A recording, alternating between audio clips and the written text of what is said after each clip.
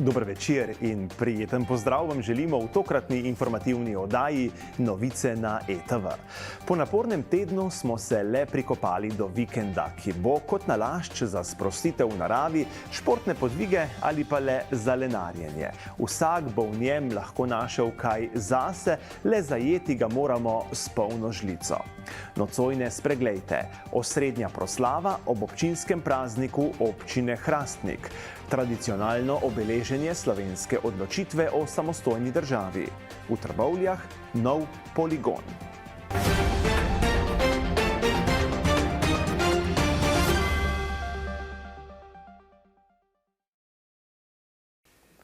V sredo 28. junija je v dvorani Javnega zavoda za kulturo, šport, mladino in turizem potekala osrednja proslava ob občinskem prazniku občine Hrastnik. V pisani pripovedi, v kateri je osrednje mesto zavzemal človek, so najprej zapele pevke ženskega pevskega zbora. Nato pa je zbrane nagovoril župan občine Hrastnik, ki je začel z datumom upora, ki ga je za svojega vzela občina. V nekajminutnem govoru je povedal, da je mir še kako zaželen in poudaril obe pobrateni občini. Za nas pa je povzel. Ja, v Hrastniku imamo to v koreninah in te korenine moramo vzgajati, da iz tega zraste nekaj lepega. Vsekakor praznik, ki ga želimo praznovati še naprej, ob tem pa iskrene čestitke vsem dobitnikom priznanj. Od danes ima občina Hrastnik tudi novega častnega občana. Ja, prvič imamo tudi gosta iz Ukrajine, se pravi župana mesta Drohobič, ter seveda iz našega pobratenega mesta Raška, kjer smo veseli, da imamo tokrat prvič to čast, da sta oba pri nas. Sledi seveda še nekaj praznovanj, v naslednjih dneh festival delavskega filma in na to jaz mislim, da zaslužen dopust in poletje. Kulturno dogajanje na odru sta popestrili glasbenici iz Duo Timber, ki sta s prečno flavto in z električnimi citrami zaigrali dve skladbi. Sledila je podelitev zlatega peresa, ki sta si ga prislužila učenca osnovne šole narodnega heroja Rajka, Zala Učakar in Marko Tomič. Bronasto priznanje občine Hrastnik sta prejela Rajko Žagar za dolgoletno delo v Društvu invalidov Hrastnik ter Edvard Edi Pap za delo in uspehe na kulturnem področju. Srebrno priznanje občine Hrastnik je prejel Bojan Viktor Pižmoht za uspešno dolgoletno delo na področju društvenih in športnih dejavnosti v karate klubu Hrastnik. Po performansu Spev 20. stoletju je sledila še podelitev naziva Častni občan Hrastnika. Za uspešno delo v Hrastniku in promocijo občine doma in v tujini je častni občan Hrastnika postal Simon Tanšek. Po prireditvi smo ga povabili pred mikrofon. Vedno, kdo se ukvarja z umetnostjo ali s kakšno drugo panogo in hoče nek vrhunski rezultat doseči, mora biti vedno upornik. Ker če hočemo preseči neko povprečnost, vedno hodimo po nekem robu med ravnino in prepadom. Tako da se moramo upirati vsem silam, ki nas bremzajo in vsem silam, ki nas rinijo čez rob. Jaz tako to združujem, da vsi v svetu vejo, da sem Hrastničan. No. Tako to združujem, res sem na to ponosen. Pa pri meni je tako, ko delam in nimam nič časa z prijatelji za Hrastnik, ko pa delam, ko pa ne delam, pa sem v Hrastniku in imam ogromno časa. Najlepše mi je pa delati v Hrastniku, vrhunske stvari, ker takrat sem pa ustvarjalen, pa še doma sem. Skratka, ker imam pa zelo rad svoj hobi, to, kar delam in fotografijo in snemanje filmov, pa v bistvu delam vedno in nikoli, se pravi, skozi sem na počitnicah in skozi na delu. V mestnem parku je trboveljska SDS ob dnevu slovenske državnosti pripravila sicer že tradicionalno obeleženje slovenske odločitve o samostojni državi. Prireditev poteka že več let. Po predhodni maši v cerkvi svetega Martina je na prireditvenem prostoru pri tribuni potekal kulturni program s trboveljsko folkloro in z ansamblom Mladi asi. Poseben gost pa je bil pisatelj in dramski umetnik Tone Kuntner.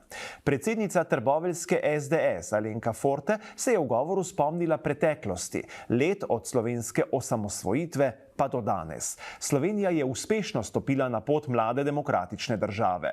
Fortejeva je za našo televizijo povedala tudi, zakaj tradicionalna prireditev poteka prav na lokaciji v mestnem parku.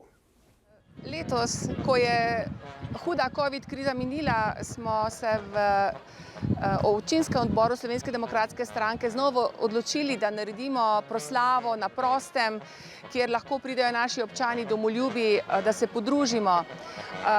Vprašali ste, zakaj mestni park? Tukaj stojimo pravzaprav na kosteh naših prednikov. Verjetno je to pokopališče eno starejših, sicer pa iz pietete se spodobi, da seveda to spoštujemo. Upam, da s to proslavo na bivšem pokopališču Trbovlje, ki je danes mestni park, ne kršimo pietete. Sicer smo začeli z organizacijo teh proslav pred protokolarnim objektom v Trbovljah, tam pa so žal po nekem naključju ali tudi ne podrli osamosvojitveno lipo, ki je bila zasajena en mesec po tem, ko se je Slovenija osamosvojila. Torej, tiste lipe ni več, tako da smo v letu 2019 posadili novo lipo v spomin na tiste dni, ko so naši domoljubi izbojevali samostojno Slovenijo. Zakaj v parku, zakaj na prostem? Mislim, da je čist primerno, da nismo zaprti v prostore. Veseli smo, da so se naši meščani pridružili, vsekakor pa tudi, da so se pridružili domoljubi iz naših zasavskih občin. Tako da današnji dogodek in pa tudi sveta maša, ki je bila darovana v cerkvi svetega Martina, je počastitev dneva državnosti. Torej, dneva, ko je bila sprejeta ustavna listina, ko je gospod Bučar povedal, da je Slovenija samostojna, suverena država. In mislim, da je prav, da obeležujemo tukaj, obeležuje se marsikje po Sloveniji in upam, da bo tudi država kot takšna, trenutna oblast, znala ustrezno proslaviti dan državnosti. Ansambel Mladi asi in folklorna skupina so poleg solističnih pripravili tudi skupno točko. Na nastopu so se na takte in petje mlade trboveljske skupine v valčku zavrteli folkloristi. Poseben gost na obeleženju samostojnosti Slovenije je bil, kot smo že omenili, igralec in pesnik Tone Kuntner. Recitiral je nekaj svojih pesmi na temo domovine in domoljubja. Seveda, to, kar se je tu tikalo osamosvojitve, sem sigurno takrat napisal, kadar se me je ta tema dotaknila, ali iz prevelikega veselja, če tako rečem, iz radosti ali iz bolesti. Vsekakor je kjera od teh bila, jaz sem celo, to so drugi zbirali, pa sem celo se prepustil njihovemu izboru. Ne moram pa reči, da vedno napišem to, kadar mi prekipi ali radost ali bridkost, zato da lažje živim. Seveda se pa dotika in sem se dotaknil vedno največjega zgodovinskega dogodka, ki ga je Peterle imenoval nasmeh zgodovine. In zlasti še takrat, kadar ta nasmeh zgodovine ni nasmeh, ampak je bolj jok. In jaz vsem, tudi danes v tem parku in vsem Slovencem želim, da bi bilo čim manj tega joka in da bi se čim bolj veselili tega nasmeha zgodovine, kajti samo tako bomo preživeli, če bomo se radostili, če se bomo zavedali, da smo doživeli nasmeh zgodovine. Kajti življenja ni brez radosti do življenja.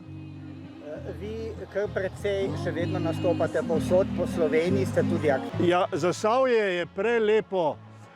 Povsod Slovenija so nebesa pod Triglavom, celo Zasavje spada zraven. Seveda, najlepši nebes pod Triglavom je pa seveda so moje Slovenske Gorice, ker sem tam doma. Drugače pa je od Triglava do Gorjancev, pa od Prekmurja od Goričkega do morja so ena sama nebesa in naj ta nebesa živijo z samostojno državo vred in s precej norimi ljudmi. Na območju celotnega Zasavja do danes ni bilo primerne površine oziroma poligona za trening vožnje in drugih podobnih aktivnosti. Agencija za promet je pred 5 leti izdala predlog, da morajo imeti vsi izpitni centri poligon v dolžini najmanj 100 metrov, na katerem se lahko izpiti vršijo. Čeprav so v Trbovljah poligon, ki je sicer ustrezal večini normativov, že imeli, pa žal ni ustrezal novi niansi, saj ni bil dolg več kot 50 metrov. Če primernega poligona ne bi zagotovili, bi morali prihodnji vozniki izpite opravljati zunaj Zasavja, v Celju na primer, kjer takšen poligon imajo. Da bi se temu izognili, je AMD Trbovlje pristopil k ureditvi popolnoma novega, ki ustreza vsem normativom, predvsem z željo, da vozniki ostanejo v regiji. Tako je v torek občina Trbovlje v uporabo predala prvi poligon za trenažo vožnje v Zasavju. Zbrane sta nagovorila župan občine Trbovlje Zoran Poznič, predsednik AMD Trbovlje Bojan Frece in predstavnik AMZS-ja. Dogodka pa so se udeležili tudi predstavniki Agencije za promet in predstavniki izpitnega centra Celje.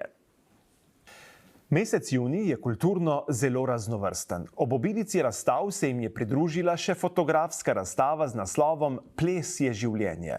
Avtor Janez Kukec-Mezek z razstavljenimi fotografijami pripoveduje zgodbo plesalke skozi različne poglede, ki jih je zabeležil pri ustvarjanju tega cikla.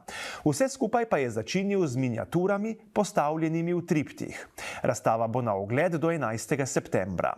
Več o njej pa fotograf Janez Kukec-Mezek. Dejansko je to naslov, ki ga je dala plesalka, ko je odgovarjala na internetu na komentar nekoga, ki je komentiral eno od mojih fotografij, kjer je ona plesala.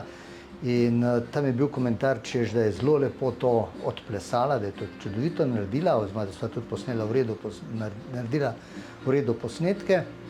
In njen odgovor je bil pač, ples je življenje. Zaradi tega, ker ona tudi pravi, da takrat, ko se znajde v malo čudni situaciji, da takrat najrajši zapleša, zaradi tega, ker jo potem pravzaprav ples nosi skozi življenje, pa da je pelje naprej. Zdaj, triptih je oblika, ki sem jo že uporabljal, vendar ne pri plesu, temveč pri aktih. Vedno se mi zdelo, da v triptihu lahko poveš neko zgodbo že samo s temi 3 fotografijami, lahko pa seveda potem spelješ še dosti večjo, širšo zgodbo. Na nek način, ko sem tole postavljal, sem rekel, tale triptih tu je na nek način triptih 3 triptihov. Torej, zopet imam v sredini risbe, z obeh strani je ples in bi lahko bila to tudi triptih triptihov. Mogoče sem potem razmišljal, da bi lahko naredil celotno razstavo na ta način. Sam mi je zdaj čisto všeč, tako kot sem jo postavil. Sem se pa odločil, da grem tle v triptiha zaradi tega, ker lahko več povem s tem, kot pa če bi imel samo neke fotografije razstavljenih, ker so preveč statične. Čeprav tisti drugi del tamle v sosednjem prostoru je bolj dinamičen, je bolj gibanje, vidno gibanje, opazno gibanje, ampak tudi tam nekje da en tak normalen vtis te triptihi. Je pa to prvič predstavljeno, tudi objavljal nisem še nikjer noben teh fotografij. Večkrat poročamo o dogodkih na gradu Bogenšperk, redko kdaj pa govorimo o samem gradu in njegovem delovanju. Da se malo spomnimo, Bogenšperk se je v zgodovino in slovensko narodno zavest zapisal po zaslugi znamenitega kranjskega polihistorja Janeza Vajkarda Valvazorja, ki je 20 let živel in ustvarjal na gradu. Za grajskimi zidovi so nastala vsa njegova slavna dela, zrasla je ena največjih knjižnic svojega časa, zbrane pa so bile zbirke redkih in zanimivih predmetov. Valvazorjeva zbirateljska dejavnost na Bogenšperku predstavlja začetke slovenskega muzejstva. Grad deluje skozi celotno leto. Poglejmo pa, kako bo letošnje poletje. Ja, grad Bogenšperk je seveda odprt skozi celo leto, poleti pa sploh vabimo domače in tuje obiskovalce, domače turiste, tuje turiste. Veseli smo seveda vsakršnega obiska. Grad je zdaj med poletno sezono, se bo odpiralni čas celo še malo podaljšal, odprti smo vsak dan med 9. in 18. uro, prav tako je odprta, imamo tudi gostinca na gradu, krčmo na gradu Bogenšperk, ki je odprta med vikendi od petka do nedelje. Sicer pa seveda smo v polnem zagonu tudi s festivalom Bogenšperk, ta bo še vedno poteka do konca septembra in zdaj v kratkem se seveda obeta en tak že tradicionalni koncert Nine Pušlar, nadaljujemo potem z gledališko predstavo Šentjakobskega gledališča 9. julija in seveda potem še kulinarični dogodki, tako da ja, vabimo morda domače turiste, da se odmaknejo od tistih najbolj prometnih točk in obiščajo tudi naš Bogenšperk. Seveda možen je ogled tudi skupinsko, na voljo smo seveda vsak dan, naj nas za rezervacije je seveda primerneje nas kontaktirati, sicer pa tako, grad je odprt, pridite, vas bomo veseli. Letos mineva 19 let od smrti dirigenta Carlosa Kleiberja, ki je posnel malo skladb, a skoraj vse, ki jih je posnel, veljajo za odlične. Njegovi izvedbi Beethovenove 5. in 7. simfonije z Dunajskim filharmoničnim orkestrom veljata za legendarni. Več pa v izjavi. Ja, letos spet obujamo spomin na slovitega dirigenta Carlosa Kleiberja, ki je pokopan v Konšici in je kar veliko življenja živel v res prijetni vasici v Konšici in to nedeljo, 2. julija ob 16. uri, bo spominski koncert v središču Konšice pod Lipo in seveda ob sodelovanju glasbene šole Litija Šmartno. Prisrčno vabljeni. Po 5 letih se v nedeljo 2. julija med kolesarske vzpone ponovno vrača kolesarski vzpon na Kum, tokrat v organizaciji smučarskega društva Kum Dobovec, ki je štafeto tradicionalnih izvedb prevzelo od kolesarskega društva Partizan Trbovlje. Že 29. se bodo klancev željni kolesari pognali v hrib, kjer je v 9,5 km treba premagati 1000 višinskih metrov. Povprečen naklon je 10,18%, vmes pa noge dejansko nimajo časa za počitek. Pri najhitrejših gre vsekakor za tekmovanje s časom in konkurenco, za druge pa je to izziv in osebna zmaga ob prečkanju ciljne črte. Kum velja za eno izmed žlahtnejših trofej med gorskimi in tudi cestnimi kolesarji, ki jo je vredno imeti v svoji zbirki uspehov. Med kolesarji se šušlja, da je najhujši zahrbtnik med klanci, v medijih pa je prebrati, da je najljubši klanec Primoža Rogliča. Start dirke bo pred trgovino Blokada v Trbovljah ob 8:45 za kategorijo e-bike in ob 9 za druge kolesarje. Lokalna cesta Trbovlje-Dobovec-Kum bo od 8:30 do 11 zaprta za ves promet, zato se naj navijači v hrib podajo pred to uro. To pa je vse, kar smo vam pripravili za tokratno informativno oddajo. Želimo vam prijeten konec tedna, vse dobro in nasvidenje.